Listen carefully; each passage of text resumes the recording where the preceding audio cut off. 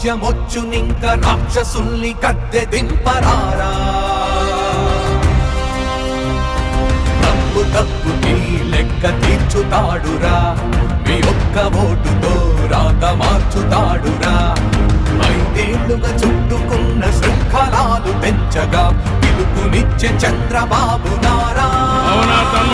రండిరా రండిరా పదండిరా